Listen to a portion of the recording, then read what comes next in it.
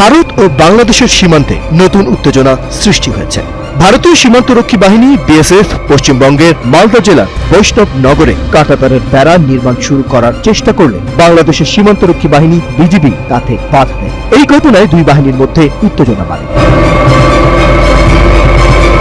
BSF গত সোমবার বৈষ্ণব নগরের সুখদেবপুর এলাকায় একক সারি কাঁটাতারের বেড়া বসানোর কাজ শুরু করার চেষ্টা করেছিল, তবে বিজিবি এতে বাধা দিলে দুই বাহিনীর মধ্যে তীব্র বাকযুদ্ধ ও উত্তেজনা তৈরি হয়।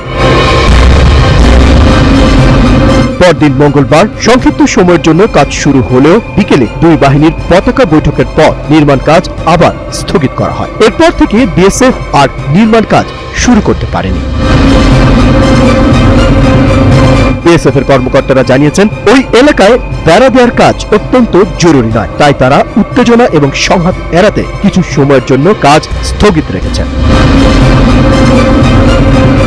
তবে তারা পরিষ্কারভাবে বলেছেন এটি একটি সাময়িক স্থগিতাদেশ, কাজ শীঘ্রই আবার শুরু হবে। বিএসএফ সাউথ বেঙ্গল ফ্রন্টিয়ার কর্মকর্তারা জানান, বৈষ্ণবনগরে গত বছর কাজ শুরু হয়েছিল, কিন্তু বর্ষার কারণে তা স্থগিত হয়।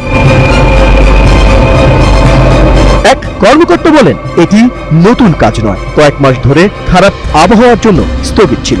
কাজ পুনরায় শুরু করতে গিয়ে বিজিবির বিরোধিতার সম্মুখীন হয়েছি, তবে কাজ পুনরায় শুরু করব। বাংলাদেশের বিজিবি এই কাজের বিরুদ্ধে শক্ত অবস্থান নিয়েছে। বিজিবি দাবি করেছে, ভারতীয় বাহিনী সীমান্ত রেখার 150 গজের মধ্যে কোনো কাজ করলে তা অবশ্যই বিজিবিকে অবহিত করতে হবে, কিন্তু ভারতীয় বাহিনী তা করেনি। এর ফলে সীমান্তে উত্তেজনা আরো বাড়ে।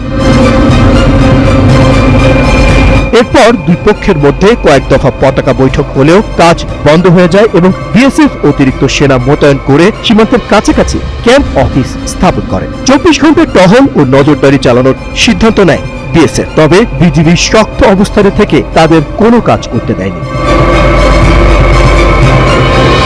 ভারত বাংলাদেশ সীমান্তে প্রায় 2216 কিলোমিটার এলাকা রয়েছে, যার অর্ধেক অংশে কোনো বেড়া নেই। বিশেষত মালদা জেলার 172 কিলোমিটার সীমান্তের প্রায় 27 কিলোমিটার অংশে বেড়া নির্মাণ করা হয়নি।